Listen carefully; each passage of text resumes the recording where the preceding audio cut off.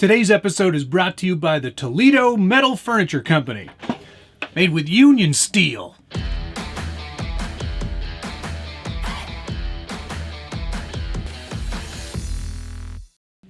Welcome back to the Scale Builders Guild. Thanks again for watching. It's episode 3? It's episode 4 of Road to the Rockies.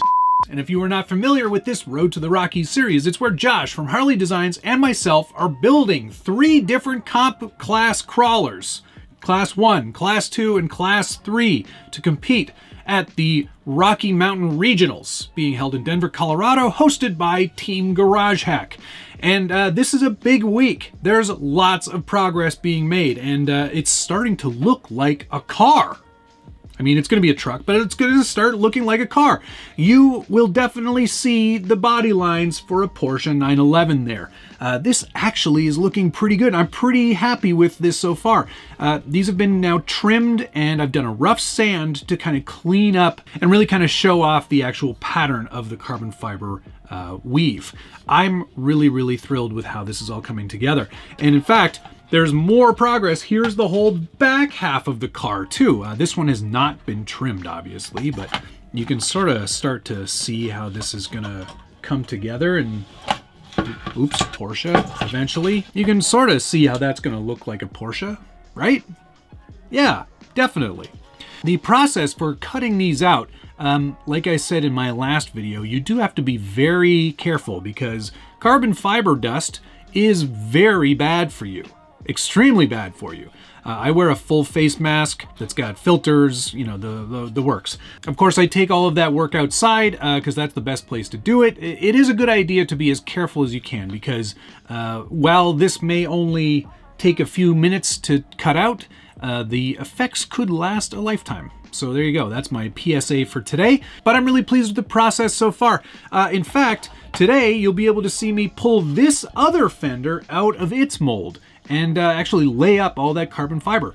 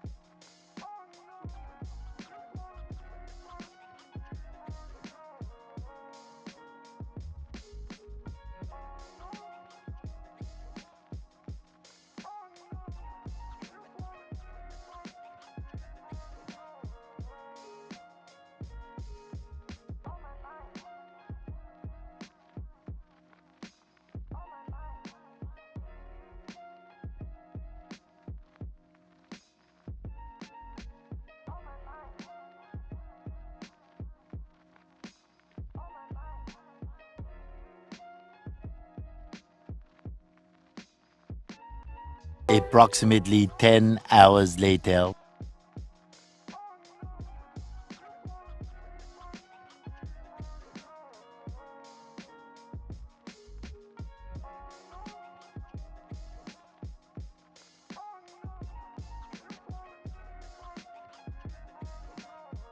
Now, I was really careful when I made this because I wanted to make sure the patterns were gonna match. And as you can see there, this pattern goes this way, this one goes that way. So it does in fact match up pretty nicely. And man, I'm just so happy with how this whole thing is going. It's going a lot better than I anticipated. And these parts are extremely lightweight and extremely strong. It's going to be really cool to bond them all together and make a solid body out of it. We're still a few weeks away from that probably, but we're getting close. And this whole process, while it is time consuming, mostly in the printing end of things, the molds to print out this piece alone probably took the better part of 35-40 hours. It's a lot of printing. The results are so worth it. I can honestly say that I am building this from scratch completely, not using any parts that exist. There's not a single body panel here that's come out of something else, that's for sure. So pretty cool process, pretty cool progress, and a lot more to come on Class 1. Yeah, we're getting there. That's 1, 2, 3, 4. I have 2 more panels to go. This other side, the mirror of this piece, man, that looks so good. Look at how the weave, look at the weave there. That's just amazing. So another one of these for the other side, and then the trunk, and then that's it for body parts. So yeah, lots of work still to come.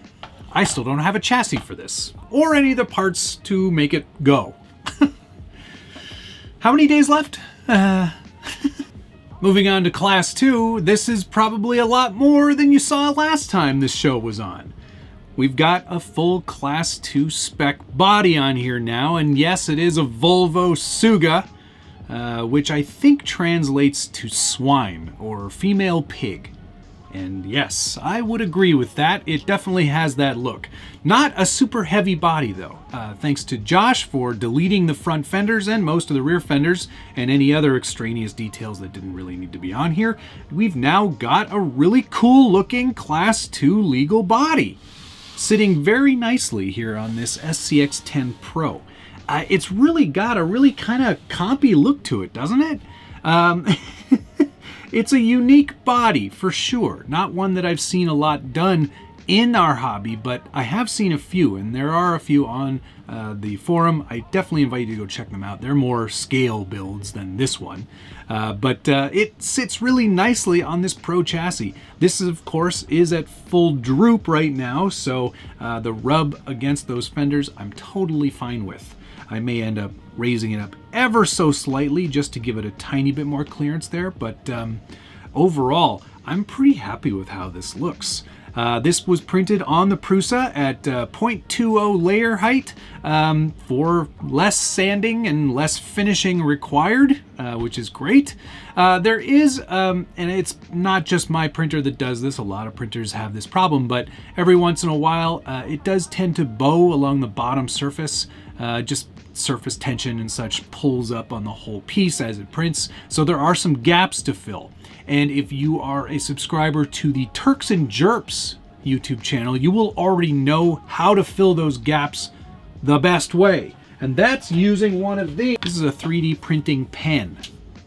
Doesn't look like much, does it? But this little guy takes PLA filament just like out of your 3D printer, and then you can fill in all the gaps with PLA instead of any other material. And I've already gone ahead and done some of that on the inside of the body. You can see some of the examples of it, like right there where I was just learning, and right over there. And then I've also gone ahead and done it on the tops as well, in some of the places to fill some of the seams. So this whole area right here where I'm rubbing, that has been filled with PLA out of the 3D printing pen. Now I've got a couple more gaps to fill, so we're gonna try to angle the camera in such a way that you can watch me do that. So stand by while I move the camera around. Maybe I'll move me around. How are we gonna do this? These little 3D pen guys are pretty easy to use. I picked this one up on Amazon. I think it was like 30 bucks, 40 bucks. It's amazing how low these have gotten. It just has a ceramic hot end, and it pulls the filament through just like a regular kind of extrusion style 3D printer. Once it gets up to temperature, the light turns green, and then you just feed in the PLA filament, like I've got right here, and draw it along things and fill some gaps. So let's just give that a go here. The satisfying sound of high quality. We're going to try to fill this gap right along there. So let's focus on that. Now we just place the pen along the gap that we're going to try to fill here. Hopefully you can see that and my pen isn't in the way.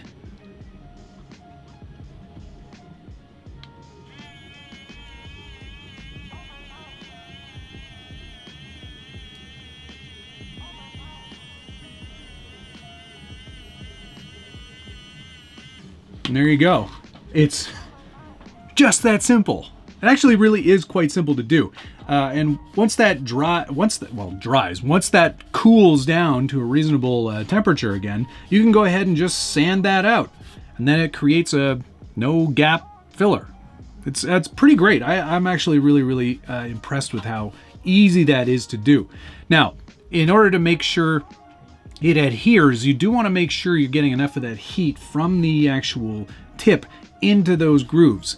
And in fact, if you don't get enough heat in, it won't actually adhere to anything. It's just a goop of 3D printed filament. But as you can see, that's a nice tight gap there, and it seems to have filled it pretty well. I'm going to leave the door panel gap though. That stays. We're not going to get rid of that.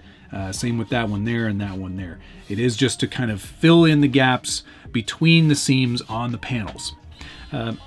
Now, it also does go into sleep mode, which is really handy. It's a great little tool added to the repertoire, and it does a great job too. So now that we've done that, we're just going to sand that out, and then that gap should be filled. So move on to that part next.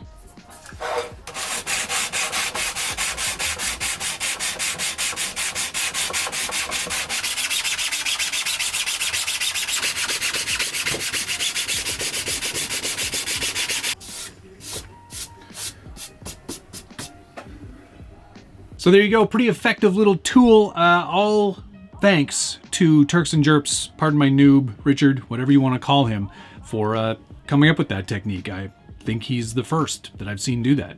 It's a really smart idea, and big time saver too. It's always best to use whatever material you've made your body out of to be the filler material too, because that way you know everything's going to bond together. It's all just going to stay as one piece. It's fantastic. So what's next? Well, we've got a little bit of sanding to do, not tons, because it is a pretty clean print. We'll go ahead and do just sort of a rough sand over the whole thing. Then we'll go and do our resin coat. I've done that in the past. I did that in actually Road to the Scale Nationals for last season, so you can actually go check that out. I'll put a link right up here. Resin smoothing is a really great process. It also it takes so much time out of the prep on a 3D printed body. It's amazing.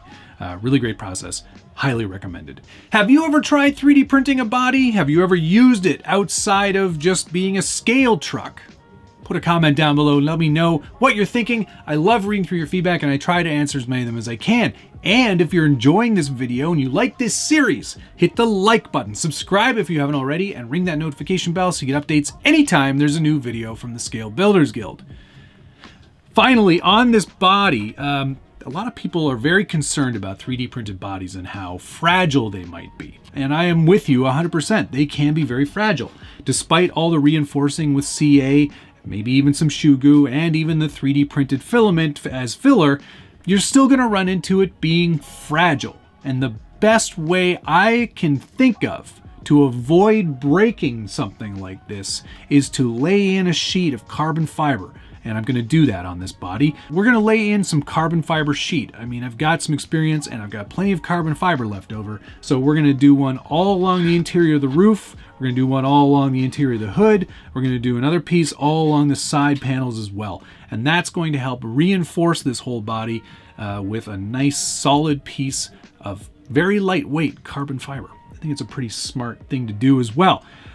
So there you go. This is going to be so much fun. I cannot wait for this one to be finished because I really like how interesting it looks. It's a different looking body for sure. And I think I might be onto something here, because it's low, it's round, and it's got a nice rumpy rear end. So if there's any rolling over, hopefully it'll roll right back onto its tires. That's the hope anyway. I'm also working on designing a set of sliders to actually match the contour of the body. That's going to be happening very soon too. I've already started designing that. Just need to print a couple of prototypes to see if it's going to work. It should. I hope. And that's it. Well, I mean, that's it. There's still so much to do. And it's daunting, the amount of things that still have to occur. But we're on our way. We're making good progress. And we should be ready for June. Hopefully the beginning of June. I think that's going to do it. Be sure to check out Josh's video next week. Thank you so much for watching, and we'll see you again in 2 weeks.